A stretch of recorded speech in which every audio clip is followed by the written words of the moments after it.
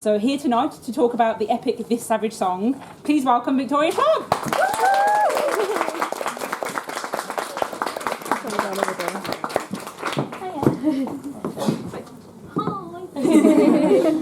I know I'm not speaking for myself when I say that we're incredibly excited to have you with us this evening, and I'm sure half the audience is no stranger to your books, but for the soon-to-be Schwablings among us, why don't you tell us a little bit about yourself and your books? Yeah. I didn't actually know about the group term Schwablins. It's Schwablins like goblins, which makes me the Schwablin queen, apparently. This is apparently a term that my UK publisher started to use in description to my followers after they got a lot of emails about things, and so they started referring to them, but I've decided to co-opt it. I essentially, for those who don't know, I like to say I write about the lines between things. I write about the lines between life and death, good and evil, hero and villain, and in this Savage Song, I write about the lines between monster and human. And so the Savage Song is about a world in which violent acts start breeding actual monsters. It's about Kate Harker, who is a teenage girl who would give anything to be monstrous because she thinks it would help her survive in this world, and a teenage boy named August Flynn who happens to be a soul-eating monster who would give anything to be human. Yeah, that's like the spiel that I have that is a spoiler-free. It's a spoiler-free. Yeah, it's hard. Well, you think it's hard? Like, it's hard for me. Like, I was downstairs just now having tea and working on Conjuring of Light, which is the third book in the Shades of Magic series, and, like, there are 3 people in the whole world who have read that book. Like, it is very, very hard not to be spoiler-free, like, not to tell spoilers. So this is a little bit easier, but I still forget. Like, you have to think that however long you've had a book in hand, I've had it for about 2 years longer. So this is old hat to me now, and other people are just reading it. I suppose you still have to be careful though, because it's like, I have to be so careful. Put in there? Yeah, exactly. What is in Dark Duet? And what is now? I'm pretty good at remembering what's in my book so far. Well, as you've just mentioned, This Savage Song is part of a duology, which includes This Dark Duet, which is the sequel. Yeah. Stylistically, this book was a lot darker and a more urban fantasy than some of your previous books. So how was writing Verity City different to Red London?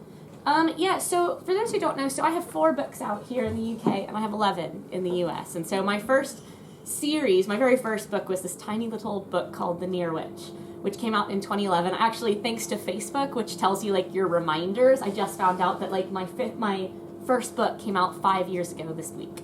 So, and I have 11. So that tells you, like, it's been a busy time. But I've always been that dark. So it's this weird question I'm getting, because of the 4 books you guys have here in the UK, Savage Song is by far the darkest. But the first series that I wrote, which was called The Archive, which is about a library of the dead, I would say is just as dark. Like, I put Vicious squarely between the archive, or I put Savage Song squarely between the Archived and Vicious. So if you have read the Archived, it makes sense, and if you haven't, you should read that one because it's just as dark. No, but it is dark. I think a lot of people find out that I write both YA and adult fiction, and they assume that my adult fiction is darker. Almost always my YA is darker. And I think part of that is because when I'm writing, I'm not writing to a trend, I'm not writing to a specific audience, but I am writing to a specific version of myself. And so when I'm writing YA, I tend to be writing to the version of V that I was at 17. And the version of V that I was at 17 was extremely morbid and extremely dark, as you can probably tell by reading the books that I wrote for 17-year-old me versus, like, 27-year-old me. Just, like, really wanted everyone to, like, have a magical tournament. Like, like, you know what would be brilliant? Like, if Avatar met Harry Potter and we had, like, a magical tournament. So 27-year-old me had, like, chilled out. 17-year-old me was, like, looking for that apocalypse. At the same time, though, so Kate Harker, who is half of the main duo at the center of this book, is not a good person, in that she is not a selfless person. And a trend that I have seen over time in YA especially is this idea that if you have a 16 or 17 or 18-year-old protagonist and they're faced with the decision between being happy and saving the world, that teenager always seems to pick, like, saving the world. But, like, teenage me, like, pretty much would have, like, burned the world down if it meant that I got to feel happy. And so, you know, I really wanted to create a protagonist who is self-interested. Kate Harker does do things that benefit other people, but much like Victor Vale in Vicious, if she does those things, they have a benefit to her as well. because I think that people are on the whole self-interested, and I don't mean it in a bad way. We are each very technically the center of our own personal little worlds. And so, like, this is a response both to who I was at 17 and to kind of, like, me being a bit fed up with the savior trope, this idea that, like, people wanted to be, like, genuinely were willing to throw away an entire life in the hopes of helping someone else. And maybe it's just because I'm not a Hufflepuff that, like, I cannot fathom. I mean, if you have to know, like, I am a Slytherin, and so I can't really fathom that. Like, even the version of me that wants to just write magical tournaments can't really fathom that. So yeah, it is dark, but all of my books are meant to pair with who I was at that age.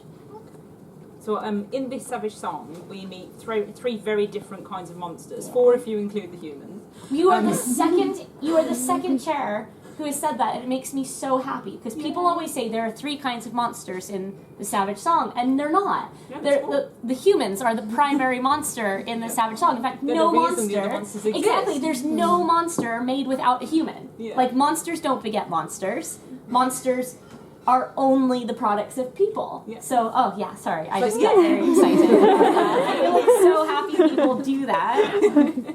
Well, they are the Maokai, the Korsai, and the Sunai. Mm-hmm. So what were the inspirations behind each of these monsters? Because they're each very different. They are very different, but here's the thing. So I write supernatural fiction. It's probably the one thing all of my books have in common is a magical or fantastical element. When I first started writing, I made a rule for myself. And it's a rule that I haven't broken yet, 11 books in. The rule was that because I'm the first reader of all of my books, because I'm the one that is like, I'm writing to myself and to be happy and to enjoy it, I didn't want to do anything that had already been done. So the rule I set was if I wanted to use a fantastical system, if I wanted to use a magical system, I had to either invent it from scratch or seriously modify an existing system. So my very first book was about witches, but I recreated an elemental foundation for them. I set my own rules. I don't like to use things wholesale because I don't feel like it's a good challenge for me as a writer.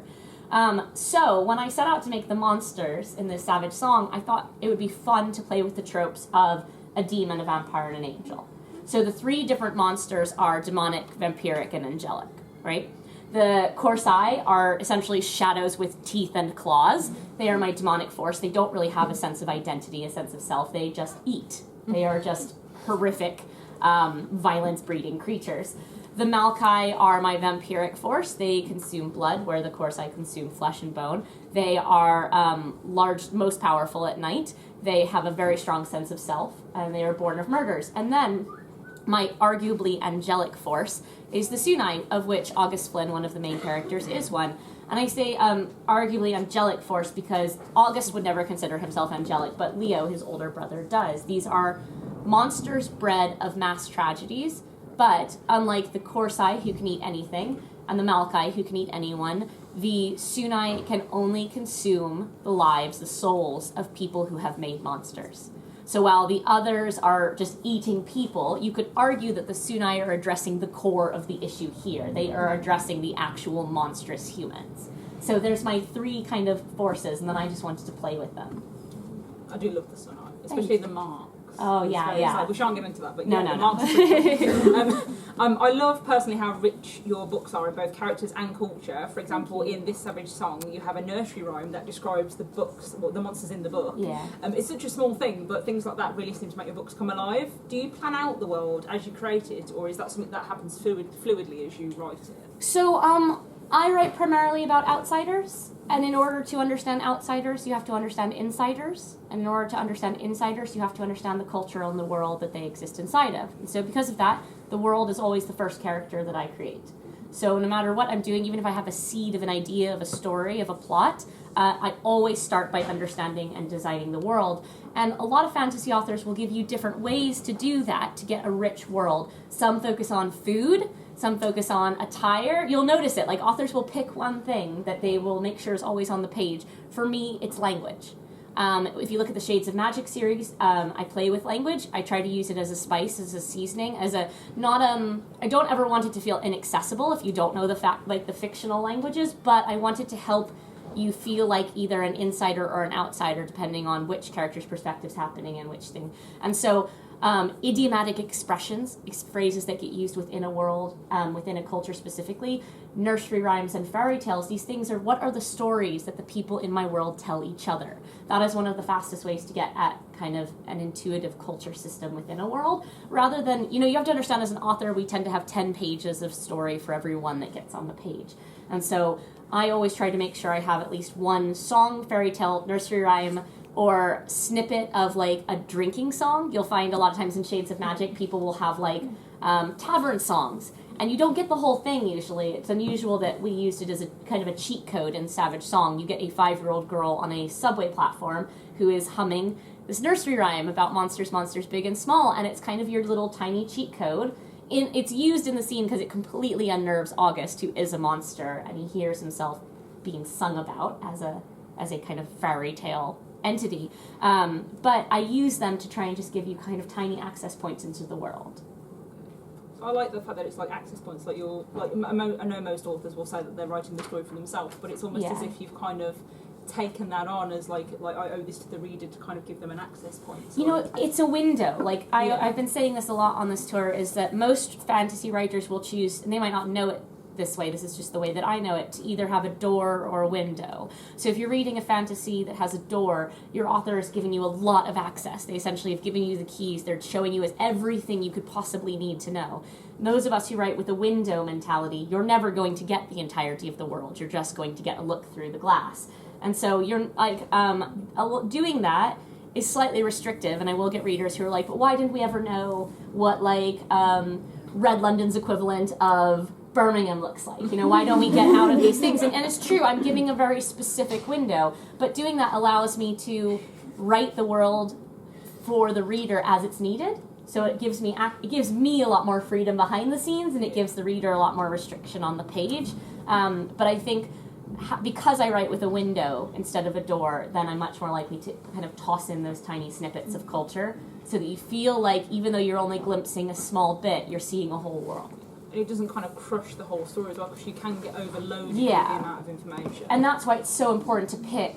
People always think you have to pick the biggest detail, but it's not. You usually pick a very small detail that can be mentally extrapolated. We all exist inside our own culture. We all know how to expand outward from a single detail and kind of infer more. And I think so often authors think they need to put so much on the page that the reader doesn't need to infer. But that's not giving the readers very much credit, nor is it giving them very much space to see themselves in the story. It's highly restrictive. Yeah. We want them to be in the world. Yeah. We want to escape. The first thing that I noticed about this Savage Song was the first page, and I know that somebody else noticed exactly the same thing because we spoke about it by the till. You quoted one of your own characters, which is Victor Vale, and the quote was, "Plenty of humans are monstrous, and plenty of monsters know how to play at being human," which is a theme that I think is underlying in all of your books. Yeah. Would you agree? Absolutely. Yeah, I was like always very wondering whether people would like pick up on the fact that V.E. Vale, like there is a quote attributed to him, and it is meant to be like an Easter egg, not a bit of narcissism, right? Like it's meant to be there because one, it's so fun. I've seen like a couple people make the argument that Merit and Verity are existing in the same world. That like these one city has created its own kind of phenomenon, and another place has created another. But really, what it comes down to is that line was in large part an inspiration for the Savage Song. I knew that I had been, at that time, was playing with, supervillains and superheroes, but I knew I wanted to play with this kind of question about what makes a person monstrous. And I would argue that with that insider-outsider culture, it's a theme in all of my books. Absolutely. Talking back to the characters. Kate and August's relationship in the book is quite complex and complicated, but despite that, they gel extremely well for the purpose of the story. All of your characters, to be honest, seem to literally walk off the page as you read them. Are they that real to you? I know some writers talk about having the voices kind of inside their heads and they kind of do what they want, or do you keep them on like a tight leash? So I really, my goal is always to write a character that feels like a person, not a character. And again, part of that is that window mentality, that if I can make them feel real enough, I don't actually have to tell you everything about them. And one of the best ways I can tell whether or not I'm doing this is like I threw out a challenge on Twitter like 2 days ago, and I was like, it'd be brilliant is like a coffee shop AU for Shades of Magic, in which like Kel was a hipster barista who like purposely spelled Alucard's name wrong every time he ordered a drink. Like Rye ordered super complicated beverages, all these things, right? So I kind of threw it out to the internet, and this magical thing happened where people started throwing me back details, like, oh, and then you know Kel would like leave the lid on askew so that Alucard spilled drinks on top, and they just started doing all this, and I realized that like every single one of them was spot on. Like, that is my goal as a writer. I can't think of any better way to put that, is that I can design a character which then you can take and infer exactly how they would behave, you know? Like, people know how Kel and Lila and Rye and Alucard and Holland will behave. And that is how I know I've designed a character right. It's always great when fan artists draw Kel and Lila and Rye and they always look the same. Like, the artist style changes, but I can tell I've nailed a character description when every piece of fan art I see has them kind of looking vaguely similar. But even better than that is like when I can toss a prompt out there and what I get back are reflections of the characters exactly how I would have written it, you know? And so like that's how I know that people are connecting with characters in a way. So it's absolutely important for me to feel like my characters are people. There have only been 1 or 2 times, that said, where I feel like my character has done something that I was not expecting. And I know some authors will be like, I love it when that happens. I don't, because I feel like that means I've done something, like I've written something else wrong. Mm-hmm. If my character is not behaving in character, to me, it could be a twist, but then I need to go back and rewrite so that it is in character. You know, it's fine to be surprised while you're drafting, but I actually get quite nervous when writers talk about just following their characters wherever they lead, because you need to be very, very careful to make sure. I always say that writers are the little gods of your world, right? So if you have enough characters that start misbehaving, you have to be a bit careful. You have to go back and look at why that's happening and what have you written wrong that is making them feel out of character. Because out of character is a fun thing when you're looking for plot twists, but it's not a fun thing in a finished book, because if the reader can't trust the author to follow a character intuitively, when a character breaks literal character, it makes me a bit nervous. Well, so I suppose you would get that problem when it's, because you write mainly in third person. Yeah. But if it's like first person, that kind of, it tends to be a bit more flexible, because then it's like if you're in that character's mind all the time.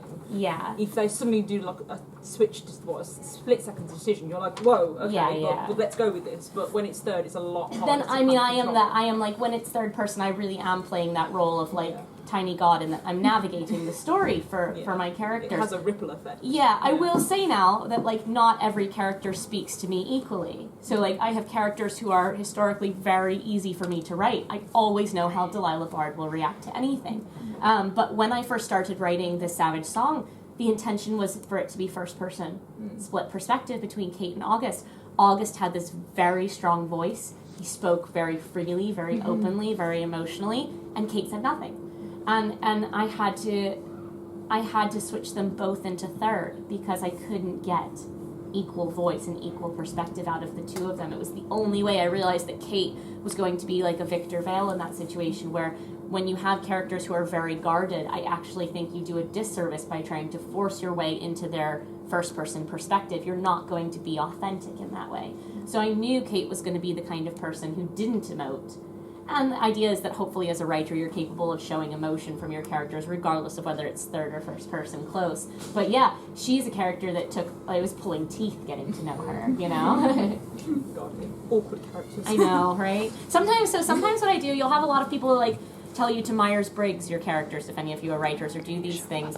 I will actually like sit my characters down in therapy. Like I will basically open a blank page and I will treat it like a therapy session, and like I will have characters who pull like the stubborn teen card where you like cross your arms and you sit back and you just stare. And so it's me as the writer trying to understand, like, you know, if any of you are writers and you go through that with your characters, what you really should be asking is, what are they afraid of? What are they afraid of talking about? What are they trying to hide? Most of my characters have a secret. Most of my characters feel threatened in some way by other people. You know, Delilah Bard feels threatened by emotional intimacy. She feels threatened by the idea of being bonded to other people, because being bonded means caring, and caring means fear of losing, and all of these things. So if you have guarded characters and you can sit down and assess what it is exactly that they're so afraid of talking about or of letting showing, that's kind of one of the things I always offer to writers who are stuck, because it's one of those things that will throw a lot of writers, and then maybe they won't try to tell that story. And it would be a great story if they just figured out kind of, rather than making your character easier to understand, just figure out what exactly they're withholding.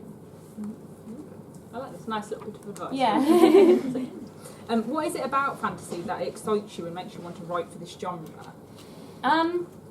This is getting to be a bit of a soundbite, so I'm sorry in advance if any of you have heard this before, and people will hear it from me again, because it's the opening epigraph for A Darker Shade of Magic in a lot of ways. I'm the kid that grew up wanting the world to be stranger than it was. You know, I wanted that. Everywhere I looked, I was always looking for the cracks. Like, what crack in the world was going to show me to somewhere else? And I wasn't miserable, by any means. I had a lovely childhood. But like the thing about contentedness is it can breed as much discontent as discomfort. Like, I was bored. I was an only child, and I was constantly looking for escape, and I was constantly looking for magic. And so as an adult and as a writer, I'm the person writing the world stranger than it is, because I'm still the one looking for those cracks. And so it's not that I read a lot of realistic fiction, and some people are content to escape into another person's life. That's just not enough for me. Like, I want magic, I want monsters, and I want strangeness. And so, again, it really just comes back to me writing for me. And the fact is, whether I'm writing for 10-year-old or 17-year-old or 29-year-old me, I still want magic. Like, I still want to believe that there's this thin veil between what we see and what we don't, and what we understand and what we don't. And that's something that science does tell us, that we understand such a small portion of the world, and that we see such a small portion of it. So I'm the one that's just like poking at that kind of the curiosity. Yeah, I just want to see through it. I just want to get past it. That's why in the archive series, Mackenzie Bishop gets given a key, and the key just opens the wall. You know, it's that notion of like that there's a door we haven't found yet. There's a place we haven't found. And sometimes, like in Savage Song, it's not necessarily a place you'd want to go. But, you know, it's still a place you could go. Yeah. It's like it could happen. Yeah. Which brings me on to, when it comes to sci-fi and fantasy in particular, it's all about what is possible or what could be possible. So what would you want to make a reality from any of your books?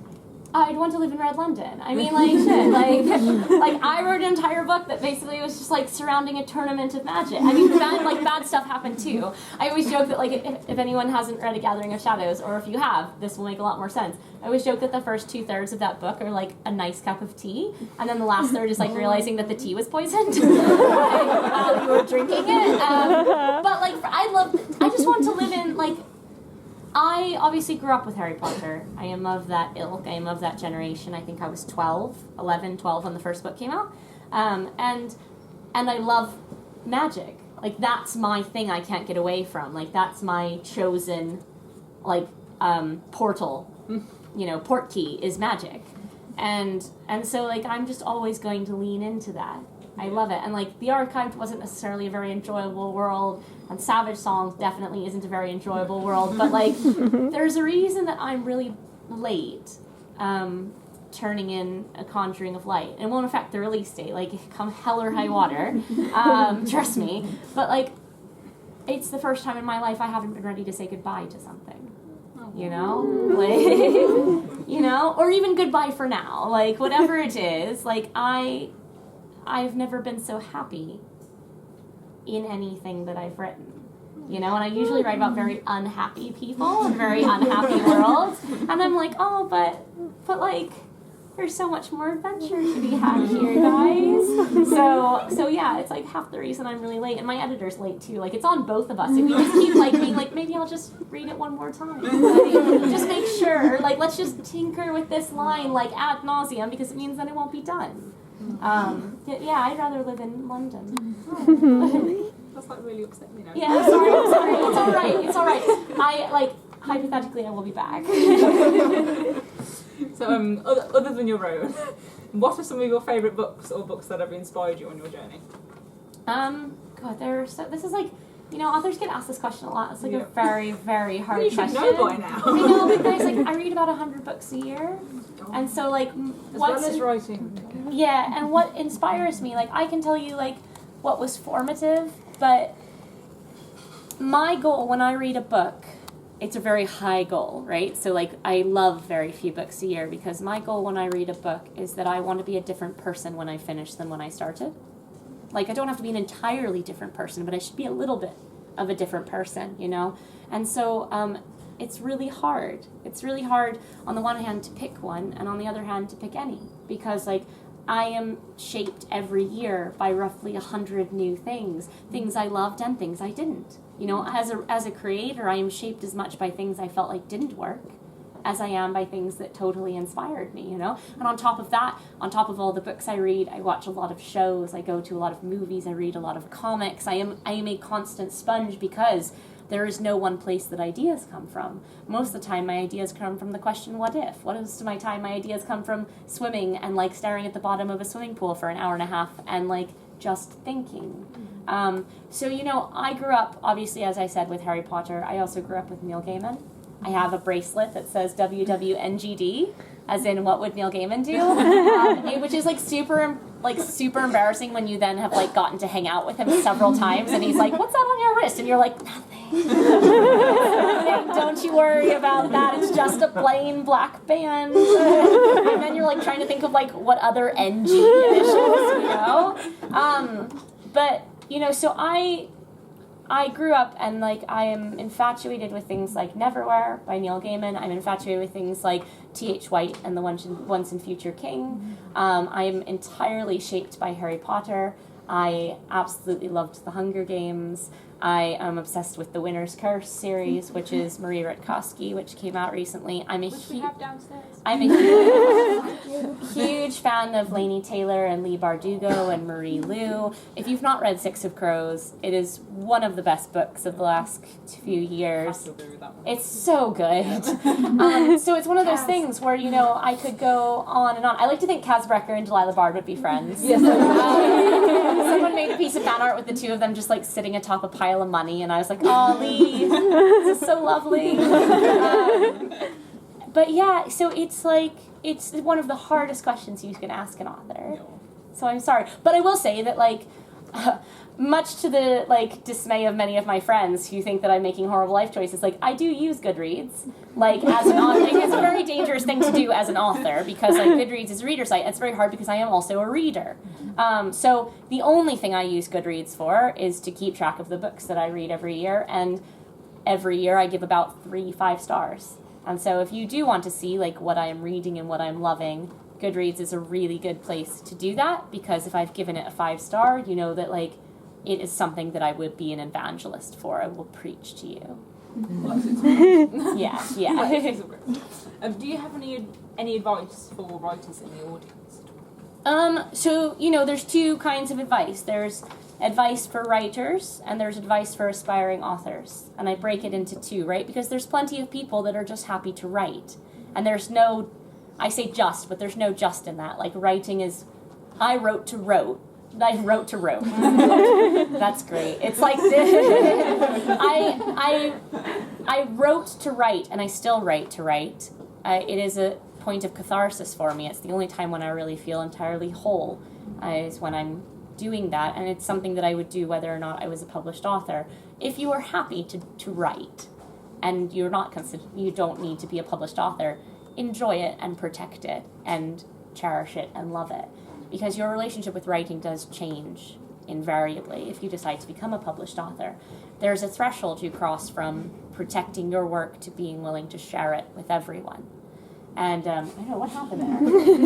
That's not good. It's like, sorry. You can't come out this way. You can't come out this way. I just, like, wanted someone to just, like, pop out, you know, like a mentor or something. But you have to be very protective of it, right? So if you want to write. You don't really need any advice to write, except that don't pay attention to the voice in your head that tells you to abandon the thing you're working on, try something new instead, because that's a voice that all writers hear at all times. What happens is you're working on something, and you start with this idea, and it's so shiny, and you haven't thought of anything like it before, and it's just dreadfully attractive. And then about 50 pages in, you get a different shiny idea, and the thing that you're working on feels rather dull and tarnished, and this thing over here, though, is like so shiny, and so you jump. And then 50 pages in, you do it again, and you do it again, and you do it again, and you do it indefinitely. And there's a reason that for every 10,000 people that start a book, roughly 200 finish. You know? It's very easy to start a book. It's very, very hard to finish one. But it's something that every author that I know feels. That shiny new idea comes because you're getting to know the story that you're writing. It's becoming familiar, which is a thing it has to be in order for you to write it. But as it becomes familiar, the shine wears off, and suddenly it becomes very scary, and suddenly it becomes very daunting, and all of a sudden you're more afraid of it than you are excited for it. And that's why you switch. And so part of the trick is just ignoring that, forcing yourself to keep a file of shiny new ideas and not to go to it until you've actually finished the thing that you're working on. That's the reward for when Yeah, you finish it. that's the reward. But here's the thing, is like we have to tell ourselves this as writers over and over and over again. You cannot fix a blank page. You cannot fix something unless you have something to fix. And that is the best argument for finishing a first draft of something, is it's miserable and it can be very ugly and you can put in brackets like cool stuff happens here. It doesn't actually matter as long as you can get to the end. So one of my biggest pieces of writing advice to writers is just get to the end, regardless of whether you want to be published or just know that you can finish a thing. And then you have to go a step farther if you want to actually be a published author, and I hinted on that just now, which is that you have to make sure that from the moment you set out on that journey towards publication, you want the thing more than you are afraid of it. Because if fear is louder than want, you will not succeed at this. The moment you get told no, you will see that as the excuse that it is and you will stop trying. But you have to be so stubborn and you have to want it so badly because you're totally allowed to be afraid of it. That's the thing. Everyone is afraid of it at all times. Everyone's afraid of failing, of being told they're not good enough, of somehow letting themselves or someone else down. Fear is totally all right. The only kind of fear that will stop you is when fear exceeds desire. And so as long as you can make sure that your stubborn want of this thing is always slightly louder than your fear, then you will be fine. End inspiring speech. That's all I had in me. Should we end there, or should I ask about what's next? Oh yeah, we can talk about what's on the next. Well, I've put, lastly, what can we expect from Kate and August in this dark duet? So it's our dark duet, Our dark duet. And the reason is so that I could call it odd. It's ODD. It's not the only reason, but it is definitely a reason. So the trick is, so it's only 2 books. It's just 2. And a lot of people, when they write 2 books, they don't quite know what to call it. Some people will call it a duology. Some people will call it a book and a sequel. I come from art history, right? So I call it a diptych, which is 2, I know, ha ha ha, 11-year-old boy moment, right? But it's essentially 2 things that fold. And it really is 2 halves of a whole in this case. Once our dark duet is out, my hope is that this Savage song will essentially function as a prequel. It is the origin story for Kate and August. It is the origin story of a monster and a monster hunter. You know? And so in our dark duet, we will see Kate and August having come to fruition. We will see them as the people they were becoming in this Savage song. And that's not necessarily good people, that's not necessarily bad people, they're very complicated people. We will open the book seeing Kate functioning as a monster hunter in a different city. We will open the book seeing August functioning as a monster, which is the thing that he has vowed to be because he believes it is what his city needs. It's going to be a very complicated book, but there are only 2. This is not an ongoing series. The world is very big, but my story is very small. It's just about 2 people trying to find their final form. Yeah. And with that, I think we should brighten things up a bit with an S&T quiz. Which is a very hard quiz. I do want It is a very hard quiz. I do feel like you should get one Ask the Author. As a team, you can have one Ask the Author. Yeah, exactly.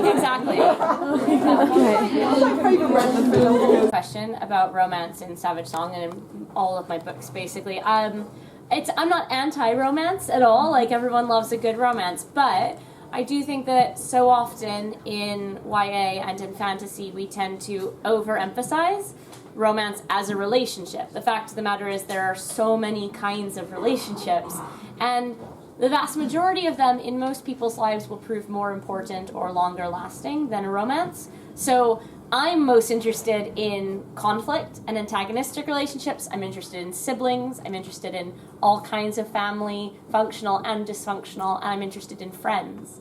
And so those are always going to be the relationships that I weight.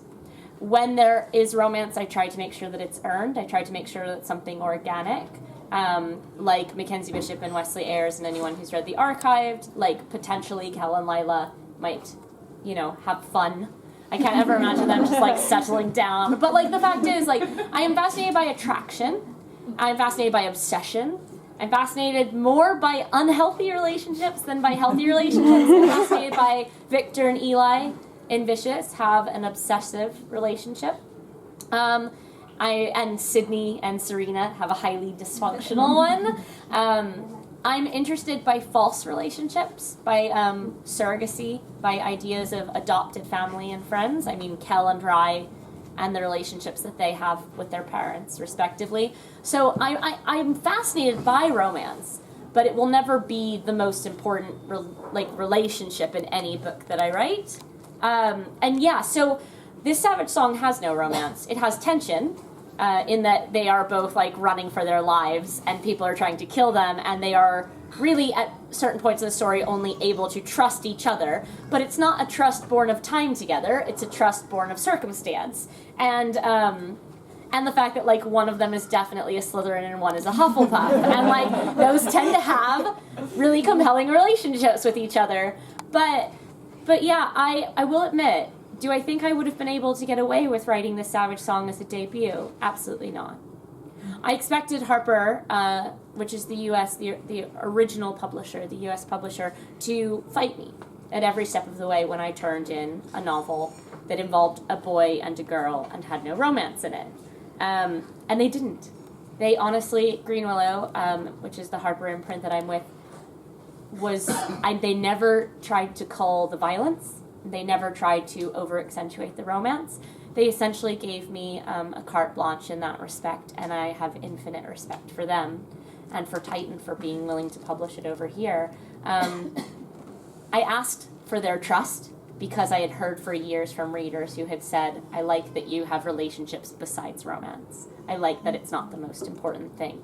And so I had been hearing for years from readers that that's something that they appreciated, and I'm so glad that my publishers trusted in me to do it, because of course I'm fascinated by the complexity of the relationship that Kate and August have together. They are now bounded by circumstance. They are now allied by the fact that they have been thrown in this together.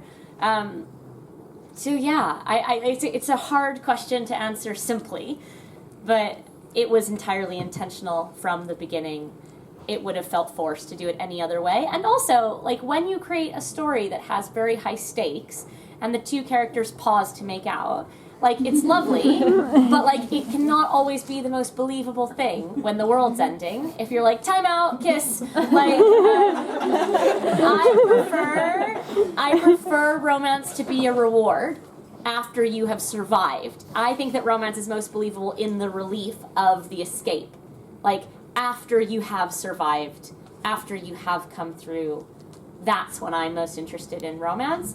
I'm certainly interested in sexual tension that happens when stakes are high, but if I had done that, it would have completely upset the balance of the entire story. That story was not about these two people finding each other. It was about these two people finding themselves in a world where everything was broken. And really, I needed both of those characters to value their selves and their identities over the other person. So yeah. Thank you. Yeah. Yeah. If you could be any fictional character, who would you be and why? If I could be any fictitious character, oh God. I'm such a horrible person. I mean, I'd probably say Voldemort. But I like to think I would have done it a little differently, obviously. But like, for sheer power and influence, like, yeah. I mean, certainly would never would have wanted to be like any of the main characters in the age of Harry Potter, because so many of them die and have like really horrible experiences. But yeah, man, like, I definitely have Horcruxes in my life. Like, I definitely know how I would have rolled with that situation. I would have loved to be, like, the head of my own cult, cult of power. So, yeah, my answers are never going to be good to that question, but that's probably the most truthful answer that I could give you, is, like, especially, like, yeah, like, I'd probably be Voldemort. Yeah. Silly question. Does that mean that these Schwablings are your death? Yes. Yes. The Schwablins are my Death Eaters. And I mean, you get such fabulous masks, like the silver masks and the hoods. Really, like, I would say that Slytherins in general have the best fashion sense. I'm sorry, you guys. It's all right. But, like, I met a Hufflepuff the other day that was dressed in green and black, and I was like, darling, you're in denial. Like, just come to my side now. Yes, that would mean in this case that the Schwablins are my Death Eaters. The other person I probably would have said would have been the Goblin King. And so then again, like, we can really see which direction I go with all of these things. My other answer probably would have been Hannibal, but then I think that's not because I want to eat people, and more just because I really love Mads Mikkelsen. And sometimes I can't tell whether I want to, like, be him or, like, be beside him as his Will Graham. Other questions? Yeah. You touched upon those shiny new ideas that you have during writing processes. Are there any of those sort of shouting out for you when you finish the books that are sort of coming out? Yeah, so actually I've had a shiny new idea I've had for about 6 years. And when I signed my latest deal with my publishers, the contingent was that I give it to them. So I actually have a shiny new idea that's going to be coming out, not for about 2.5 years now, but I've just started talking about it. It's called The Invisible Life of Addie LaRue. And it is, in essence, the only love story I will probably ever write. It is about the relationship between a French girl and the devil over 300 years. She essentially wants to live forever because she lives in a tiny Breton village where you look up one day and you're full grown, and you can imagine looking up the next day and being dead. And so she trades her soul. She sells her soul for the ability to live forever. But the devil doesn't want to do the deal because the devil gets half your soul on signing and half on delivery. And if you live forever, he'll never get the second half of your soul. And Addie, in her infinite narcissism and stubbornness, says, you can have the second half of my soul when I don't want it anymore. And so the devil gives her the gift to live forever and curses her to be forgotten by everyone she meets. Yeah. I was about to go on. I was about to say more. I know what you were about to say. I'm sorry, I'm being cut out by my publicist, but in essence, it is about Addie LaRue. And so it's called... that is half the pitch, not the full pitch. And in another 1.5 years, you can have the rest of it. But it is a story that I played with and worked like clay for about 5 years. And you know, I didn't write it because I wasn't ready. Not because I wasn't ready emotionally, I wasn't ready. Like, I was not a good enough writer. And so half of this journey is realizing when you're ready to tell a story and when you can tell it the best way, because you only get to tell it once. And so I wanted to wait until I was a good enough writer, and I feel like I'm finally getting there. I finally know how I want to tell it. So that's the story I've been playing with, and I'm very, very excited about it. But I always have shiny new ideas. So my thing is, a lot of people think I'm a very fast writer because I write a lot of books, but I'm not a fast writer at all. Actually, a good day for me is about 1,000 words, and I don't do that very often. Because of that, I'm a consistent writer. I write or I work most days. I was working downstairs before this event. I was working on the train earlier today. I will be working again tomorrow. So what I do is, because I only work on one book at a time, much to my editor's infinite chagrin, she asked me the other day, she's like, do you think you could just write a bit faster? And I was like, I don't actually think that's a thing that's going to happen right now, Miriam, but thank you for asking. I have what's called a creative back burner, which means that at any given time, I'm writing one book, and I have 2 or 3 sitting on the stove in my mind, steeping, brewing. And I'll get ideas, and I'll add them to the pot. But I won't actually touch the project, not until it's that project's turn. And so what happens is, over the course of months or a few years, that project gets richer, and it thickens, and it stews, and it means that when I am ready to work on it, I've actually put a portion of my mind on that project for several years and I'm ready. So I am always very hesitant of people who are like, I got an idea on a Monday, I started the book on a Tuesday, I finished it on a Friday. And there are writers who will do that. What happens when you do that is you get the thinnest top film of a story. And so one of the reasons that I do my back burner is so that story can thicken on its own, and by the time I'm ready to write it, I have a really good idea of what I'm going to tell. And the only thing I need to know, besides having all of that when I first start a book, is exactly how it ends. I know the last page of any story before I start writing it. I know where the main characters are on that last page, emotionally and physically. I knew the ending for Conjuring of Light. Even though I didn't know exactly how many books it would take me to get there, I knew the ending the day I started A Darker Shade of Magic. And the reason I do that is because, the same way I was talking about reverse engineering the characters from the world, I take who my characters are on the last page of the book, and then I rewind them to figure out who they need to be on the first page. And that's how I know who Kate Harker is the day she burns down a church on page 1 of the Savage Song. That's how I know who Delilah Bard is when we first meet her. That's how I know who Kell is. I need to know exactly who they're going to be to figure out who they are now. So that's a more expansive answer than just the shiny new ideas, but it's important to understand that, like, I always have shiny new ideas, but most of them are waiting. And I don't actually... So the weird thing is, I don't actually write a shiny new idea ever. When I get a shiny new idea, I put it on the stove and I wait to see if it sits around and is ready. And the upside to that is that in 8 years of writing and 11 books on shelves, I've never abandoned a project. Once I sit down and start writing it, it's already been sitting, it's already been brewing, and by the time I get 5,000 words in, I know if I'm going to make it a book. So I have a high success ratio because I don't rush into it.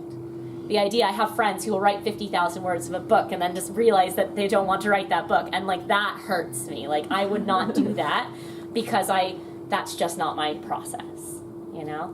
So I do envy the ones that write shiny, like that have their shiny new ideas, but because I don't actually write a book as when it's a shiny new idea, I'm less likely to abandon it, you know? I'm less likely to get bored and go on to something that's shinier. I'm distrustful of that shiny new idea stage. That's why I put it on the stove to see if it actually has any flavor to it, you know?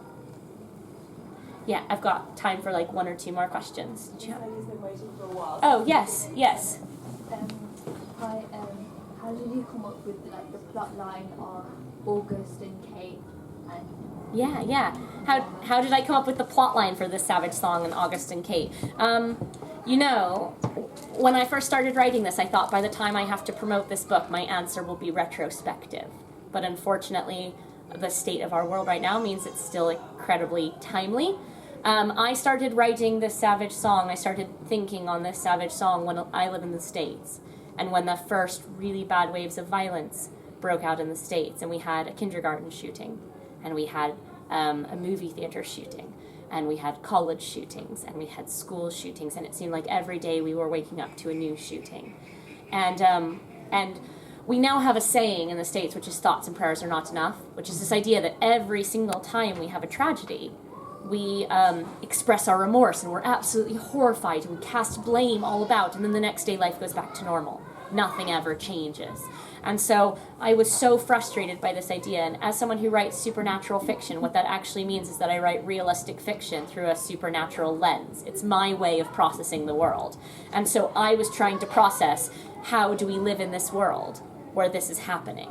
How do we live in an environment where there's no aftermath, you know? And so for me, that became, what if there were a cosmic aftermath to these acts of violence?